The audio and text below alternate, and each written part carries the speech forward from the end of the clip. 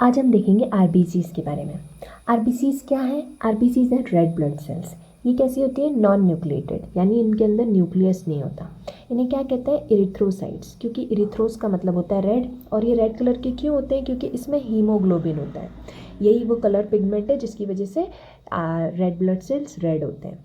फिर इनका शेप कैसे होता है? ये डिस्क और कॉनकेव शेप की होती है, मतलब ऐसे ऊपर से देखो तो वो गोल ही दिखेंगी, पर अगर हम उन्हें काट दें, उनका सेक्शन कर बीच से ऐसे यहाँ से अगर ऐसे काट दें तो ये हमें ऐसी दिखाई देंगी, बाई कॉनकेव शेप की। ये जो पेरिफेरी, ये जो कोने वाला साइड है, यहाँ से थिकर होगी और सेंटर से थिन होगी। इसका डायमीटर कितना होगा? 7.2 माइक्रोन। फिर आरबीसीज, डब्ल्यूबीसी और प्लेटलेट, यानी जो दूसरे ब्लड सेल्स हैं उनके कंपैरिजन में आरबीसी का नंबर सबसे ज़्यादा होगा। फिर ये काउंट कितना होता है इनका, मतलब अपनी बॉडी में नॉर्मल आरबीसी का रेंज कितना होगा? 4 से लेके 5.5 मिलियन पर क्यूबिक एमएम ऑफ ब्लड। ठीक है। और इनका लाइफ स्पैन कितना है? इनका लाइफ स्पैन वैसे तो अपन आइडियली 120 डेज़ का मानते हैं, पर वो 90 to 120 डेज़ के बीच में वो नॉर्मली मानेंगे हम उसे।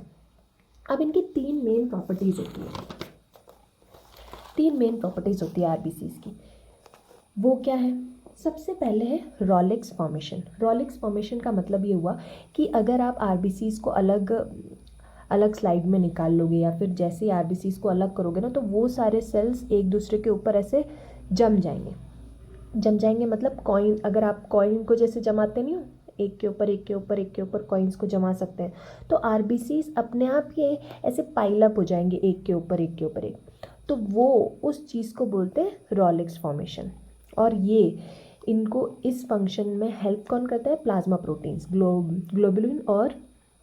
ग्लोबिनिन और फिब्रिनोजन। ठीक है।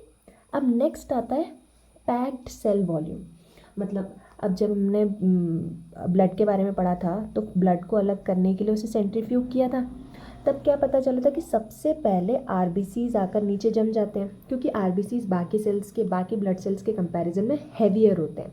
सबसे ज़्यादा नंबर में तो होते ही हैं, पर हैवियर भी होते हैं, उनका वज़न भी थोड़ा ज़्यादा होता है।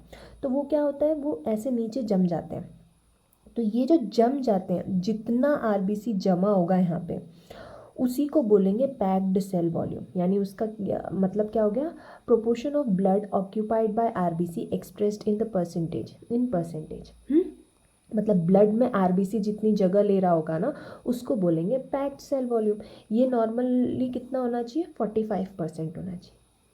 अब थर्ड प्रॉपर्टी है इसकी सस्पेंशन स्टेबिलिटी। अब इसका क्या मतलब हुआ कि सर्कुलेशन में ये ब्लड वेसल है, मान के चलो, RBC remain suspended uniformly in the blood. मतलब ऐसा नहीं है कि सारी आरबीसी एक ही जगह घूम रही है, यहाँ पे बहुत सारी आरबीसीज हैं, यहाँ पे है ही नहीं, ऐसा नहीं है। आरबीसीज हर जगह यूनिफॉर्म होती हैं, मतलब बिल्कुल बराबर मात्रा में बढ़ जाती हैं, ताकि कहीं पे भी आरबीसीज की कमी ना हो। तो इसी को कहते हैं suspension stability. Thanks for watching.